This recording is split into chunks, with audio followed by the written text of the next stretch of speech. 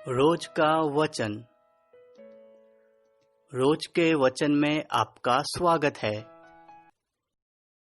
दिन 142। जो ही उसने शमूएल के पास से जाने को पीठ फेरी, त्यों ही परमेश्वर ने उसके मन को परिवर्तन किया और वे सब चिन्ह उसी दिन प्रकट हुए। जब वे उधर उस पहाड़ के पास आए, तब नबियों का एक दल उसको मिला और परमेश्वर का आत्मा उस पर बल से उतरा और वह उनके बीच में नबूवत करने लगा। जब उन सबों ने, जो उसे पहले से जानते थे, यह देखा कि वह नबियों के बीच में नबूवत कर रहा है, तब आपस में कहने लगे कि कीश के पुत्र को यह क्या हुआ? क्या शाऊल भी नबियों में का है? वहां के एक मनुष्य ने उत्तर दिया, भला उनका बाप कौन है? इस पर यह कहावत चलने लगी कि क्या शाऊल भी नबियों में का है? जब वह नबूवत कर चुका, तब ऊंचे स्थान पर चढ़ गया। तब शाऊल के चचा ने उससे और उसके सेवक से पूछा कि तुम कहाँ गए थे? उसने कहा, हम तो गदहियों को ढूंढने गए थे, और जब हमने देखा कि वे कहीं नहीं मिलती, तब शमूएल के पास गए।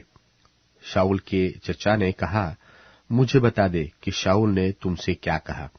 शाऊल ने अपने चचा से कहा कि उसने हमें निश्चय करके बताया कि गदहियां मिल गई, परंतु जो बात शमूएल के राज्य के विषय में कही थी, वह उसने उससे उनको न बताई। तब शमूएल ने प्रजा के लोगों को मिस्पा में यहोवा के पास बुलाया। तब उसने इस्राएलियों से कहा, इस्राएल का परमेश्वर यहोवा यो कहता है कि मैं तो इस्राएल को मिस्र देश से निकाल लाया और तुमको मिस्रियों के हाथ से और उन सब राज्यों के हाथ से जो तुम पर अंधेर करते थे छुड़ाया है, परंतु तुमने आज अपने परमेश्वर को, जो सब विपत्तियों और कष्टों से तुम्हारा छुड़ाने वाला है, तुच्छ जाना और उससे कहा है कि हम पर राजा नियुक्त कर दे। इसलिए अब तुम गोत्र गोत्र और हजार हजार करके यहोवा के सामने खड़े हो जाओ। तब शमूएल सारे इस्राएली गोत्रियों को समीप लाया और चिट्ठी बिन्यामीन के नाम पर निकली। तब वह बिन्यामीन के गोत्र को कूल कूल करके समीप लाया और चिट्ठी मत्री के कुल के नाम पर निकली। फिर चिट्ठी कीश के पुत्र शाऊल के नाम पर निकली, और जब वह ढूंढा गया तब न मिला। तब उन्होंने फिर यहोवा से पूछा, क्या यहाँ कोई और आने वाला है? यहोवा ने कहा, हाँ, सुनो, वह सामान के बीच में छिपा हुआ है। तब वे दौड़कर उसे वहां से लाए, और वह लोगों के बीच में खड़ा हुआ, और वह कांधे से सिर तक सब लोगों से लंबा था। शमूएल ने सब लोगों से कहा, क्या तुमने यहोवा के चुने हुए को देखा है कि सारे लोगों में कोई उसके बराबर नहीं? तब सब लोग ललकार कर बोल उठे, राजा चिरंजीव रहे। तब शमूएल ने लोगों से राजनीति का वर्णन किया और उसे पुस्तक में लिखकर यहोवा के आगे रख दिया, और शमूएल ने सब लोगों को अपने अपने घर जाने को विदा किया, और शाऊल गिबा को अपने घर चला गया, और उसके साथ एक दल भी गया, जिनके मन को परमेश्वर ने उभारा था। परंतु कई लुच्चे लोगों ने कहा, यह जन हमारा क्या उद्धार करेगा? और उन्होंने उसको तुच्छ जाना और उसके पास भेंट न लाए। तो भी वह सुनी अनसुनी करके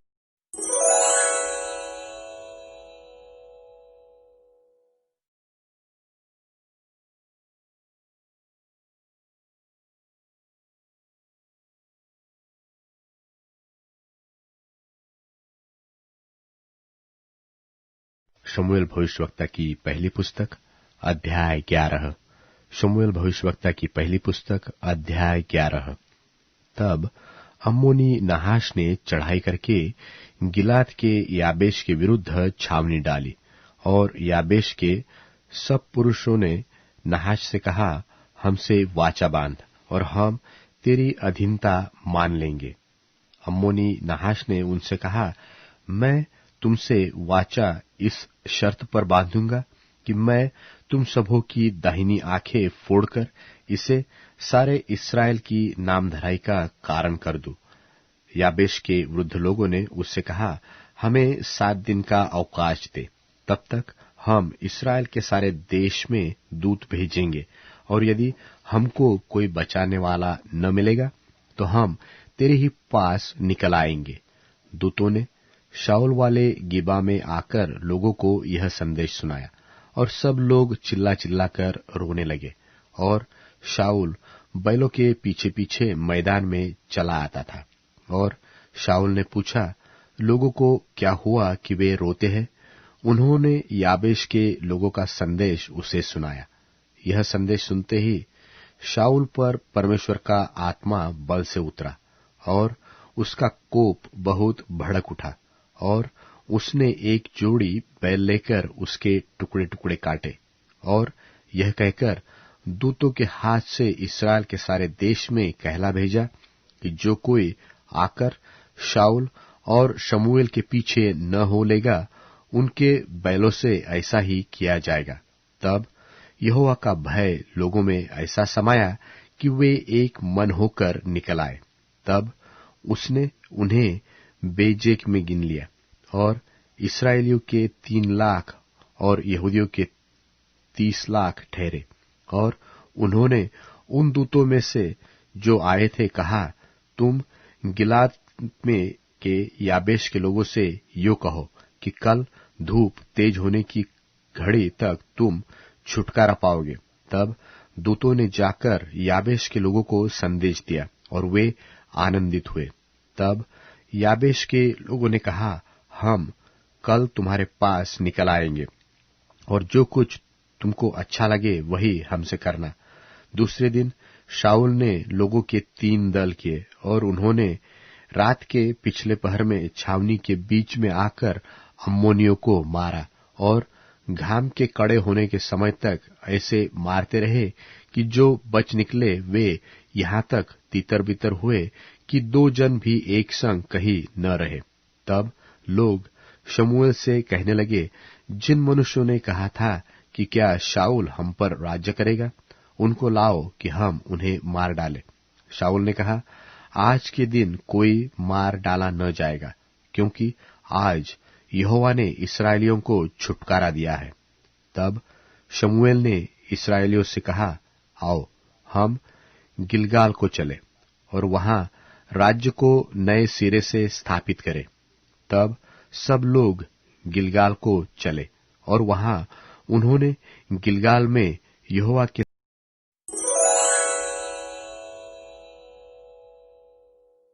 शमूएल भविष्यवक्ता की पहली पुस्तक अध्याय 12। शमूएल भविष्यवक्ता की पहली पुस्तक अध्याय 12। तब शमूएल ने सारे इस्राएलियों से कहा, सुनो, जो कुछ तुमने मुझसे कहा था उसे मानकर मैंने एक राजा तुम्हारे ऊपर ठहराया है, और अब देखो वह राजा तुम्हारे आगे आगे चलता है। और अब मैं बूढ़ा हूं, और मेरे बाल उजले हो गए हैं, और मेरे पुत्र तुम्हारे पास है, और मैं लड़कपन से लेकर आज तक तुम्हारे सामने काम कर रहा हूं। मैं उपस्थित हूं, इसलिए तुम यहोवा के सामने और उनके अभिषिक्त के सामने मुझ पर साक्षी दो कि मैंने किसका बैल ले लिया, वह किसका गधा ले लिया, वह किस पर अंधेर किया, वह किसको पीसा, वह किसके हाथ से अपनी आंखें बंद करके घूस लिया। बताओ, और मैं वह तुमको फेर दूंगा। वे बोले, तूने न तो हम पर अंधेर किया, न हमें पीसा, और न किसी के हाथ से कुछ लिया। उसने उनसे कहा, आज के दिन यहोवा तुम्हारा साक्षी है, और उसका अभिषिक्त इस बात का साक्षी है कि मेरे यहाँ कुछ नहीं निकला। वे बोले, हाँ, वह साक्षी है। फिर शमूएल लोगों से कहने लगा, जो मूसा और हारून को ठहराकर तुम्हारे पूर्वजों को मिस्र देश से निकाल लाया, वह यहोवा ही है। इसलिए अब तुम खड़े रहो, और मैं यहोवा के सामने उसके सब धर्म के कामों के विषय में, जिन्हें उसने तुम्हारे साथ और तुम्हारे पूर्वजों के साथ किया है, तुम्हारे साथ विचार करूंगा।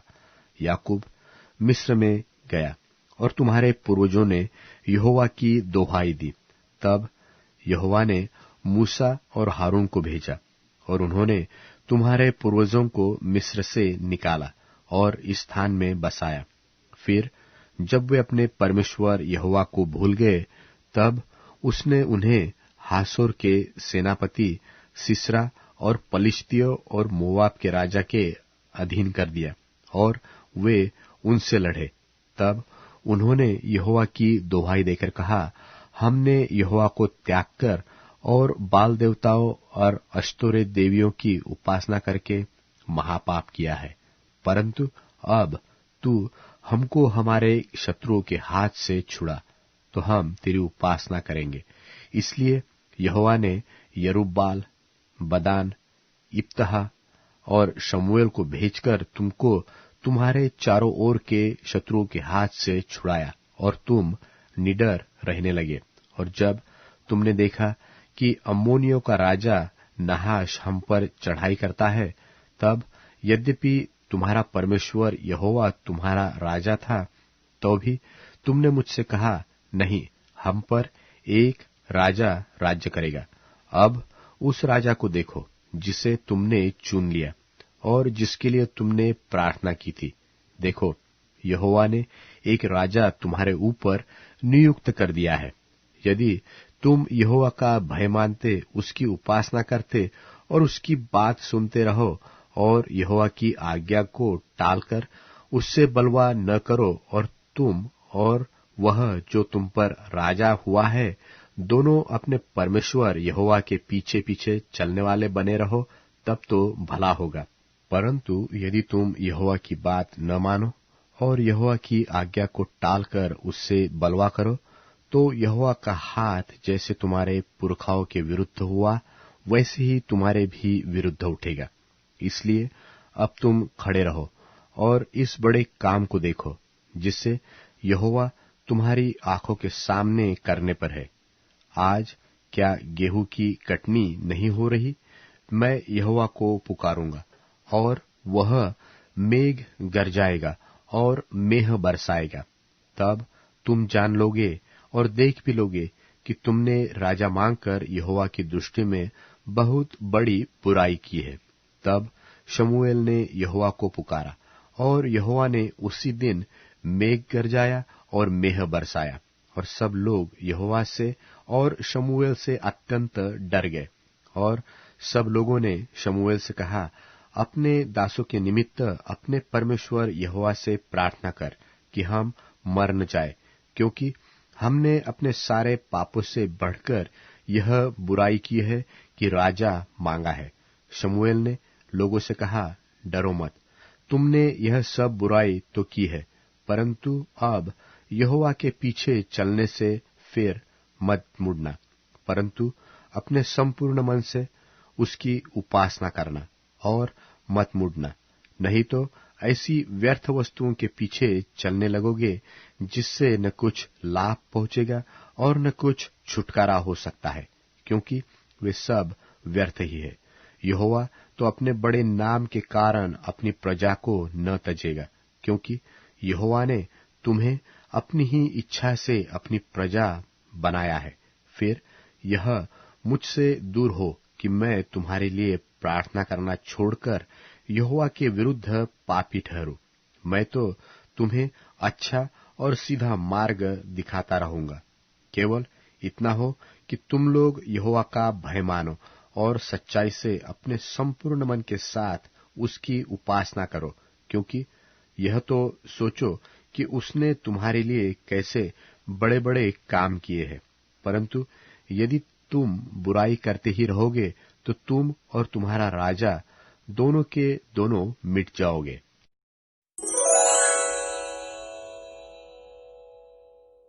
अब मेरा जी व्याकुल हो रहा है, इसलिए अब मैं क्या कहूं? पिता, मुझे इस घड़ी से बचाइए, परंतु मैं तो इसी कारण इस समय तक पहुंचा हूं। पिता, अपने नाम की महिमा कीजिए। तब ये आकाशवाणी हुई, मैंने उसकी महिमा की है और फिर भी करूंगा। तब जो लोग खड़े हुए सुन रहे थे, बादल गरजा। दूसरों ने कहा, कोई स्वर्गदूत उनसे बोला। इस पर यीशु ने कहा, ये शब्द मेरे लिए नहीं, परंतु तुम्हारे लिए आया है। अब इस जगत का न्याय होता है। इस जगत का अधिकारी निकाल दिया जाएगा। यदि मैं पृथ्वी पर से ऊंचे पर चढ़ाया जाऊंगा तो सबको अपने पास खींचूंगा। ऐसा कहकर उन्होंने यह बतला दिया कि वे कैसी मौत से मरेंगे। यह सुनकर लोगों ने उनसे कहा, हमने मजहब की ये बात सुनी है कि मसीह हमेशा रहेंगे। फिर आप क्यों कहते हैं कि मनुष्य के पुत्र को ऊंचे पर चढ़ाया जाना जरूरी है? ये मनुष्य का पुत्र कौन है?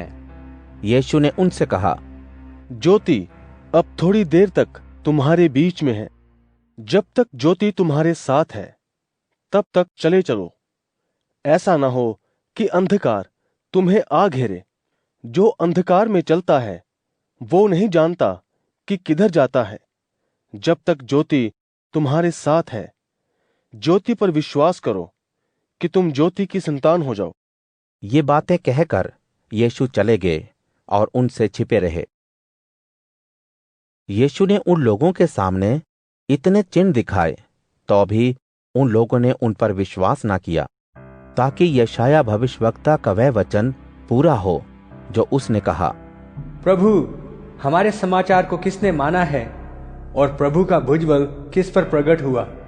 इस कारण वो विश्वास ना कर सके, क्योंकि यशायाह ने फिर कहा कि उसने उनकी आंखें अंधी और उनका मन कठोर किया है। कहीं ऐसा न हो कि वे आंखों से देखें, मन से समझें, मुड़ें और मैं उन्हें ठीक करूं। यशायाह ने ये बातें इसलिए कहीं क्योंकि उसने यीशु की महिमा देखी थी और उसने उनके विषय में बातें की थी। फिर भी अधिकारियों में से भी कई लोगों ने उन पर विश्वास किया, लेकिन फरीसियों के कारण खुलेआम नहीं मानते थे, ऐसा न हो कि आराधनालय में से निकाले जाएं, क्योंकि मनुष्यों की प्रशंसा उनको परमेश्वर की प्रशंसा से अधिक प्रिय लगती थी। यीशु ने पुकार कर कहा, जो मुझ पर भरोसा करता है वो मुझ पर नहीं, बल्कि मेरे भेजने वाले परमेश्वर पर भरोसा करता है। जो मुझे देखता है वो मेरे भेजने वाले परमेश्वर को देखता है। मैं जगत में ज्योति बनकर आया हूं, ताकि जो कोई मुझ पर विश्वास करे वो अंधकार में ना रहे। यदि कोई मेरी बातें सुनकर ना माने तो मैं उसे दोषी नहीं ठहराता, क्योंकि मैं दुनिया को दोषी ठहराने के लिए नहीं, परंतु इसका उद्धार करने के लिए आया हूं। जो मुझे तुच्छ जानता है और मेरी बातें स्वीकार नहीं करता है, उसको दोषी ठहराने वाला तो एक है, अर्थात वचन। जो मैंने कहा है वही आखिरी दिन में उसे दोषी ठहराएगा, क्योंकि ये बातें मैंने अपनी ओर से नहीं कही, लेकिन पिता जिन्होंने मुझे भेजा और आज्ञा दी है कि मैं क्या क्या कहूं। मैं जानता हूं कि पिता की आज्ञा हमेशा की जिंदगी है, इसलिए मैं वैसा ही बोलता हूं जैसा पिता ने मुझसे कहा है।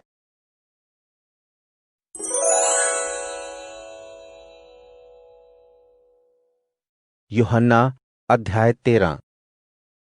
फसह के उत्सव से पहले यीशु ने जान लिया कि मेरा वह समय आ पहुंचा है कि मैं दुनिया को छोड़कर पिता के पास जाऊं। तब वे अपने लोगों से जो दुनिया में थे जैसा प्रेम करते थे वैसा ही प्रेम अंत तक करते रहे। भोजन के अंत में शैतान शिमोन के बेटे यहूदा इस्करियोती के मन में यीशु को पकड़वाने का विचार डाल चुका था। तब यीशु इस आश्वासन के साथ कि परमेश्वर पिता ने सब कुछ उनके हाथों कर दिया है और वह परमेश्वर के पास से आए हैं और परमेश्वर के पास जाने वाले हैं, यीशु भोजन पर से उठे और उन्होंने अपना चोगा उतारकर अंगोछे से अपनी कमर बांधी। फिर बर्तन में पानी भरकर शिष्यों के पांव धोने और उसी अंगोछे से पोंछने लगे। जब वे शिमोन पतरस के पास आए तब उसने उनसे कहा, प्रभु, क्या आप मेरे पांव धोना चाहते हैं? यीशु ने उसको उत्तर दिया, जो मैं करता हूं उसे तुम नहीं जानते, परंतु कुछ समय बाद समझोगे। पतरस ने उनसे कहा, मैं आपको अपने पांव कभी ना धोने दूंगा। ये सुनकर यीशु ने उससे कहा, अगर मैं तुम्हें ना धोऊं तो मेरा तुम्हारे साथ कोई नाता नहीं। शिमोन पतरस ने उनसे कहा, प्रभु, तो मेरे पांव ही नहीं बल्कि हाथ और सिर भी धो दीजिए। यीशु ने उससे कहा, जो नहा चुका है उसे पांव के सिवाय और कुछ धोने की जरूरत नहीं, वो बिल्कुल साफ है। और तुम लोग साफ हो, परंतु सब के सब नहीं। यीशु अपने पकड़वाने वाले को जानते थे, इसलिए उन्होंने कहा, तुम सब के सब नहीं। जब वह उनके पांव धो चुके तो उन्होंने अपना चोगा पहना और फिर बैठ गए। वह उनसे कहने लगे, क्या तुम समझे कि मैंने तुम्हारे साथ क्या किया? तुम मुझे गुरु कहते हो, प्रभु कहते हो, ठीक करते हो, क्योंकि मैं वही हूं। यदि मैंने प्रभु और गुरु होकर भी तुम्हारे पांव धोए तो तुम्हें भी एक दूसरे के पांव धोने चाहिए, क्योंकि मैंने तुम्हारे सामने नमूना रखा है, ताकि जैसा मैंने तुम्हारे साथ किया है वैसा ही तुम भी किया करो। मैं तुमसे सच सच कहता हूं, दास अपने स्वामी से बड़ा नहीं और ना भेजा हुआ अपने भेजने वाले से। तुम तो ये बातें जानते हो। यदि उन पर चलो तो आशीषित हो।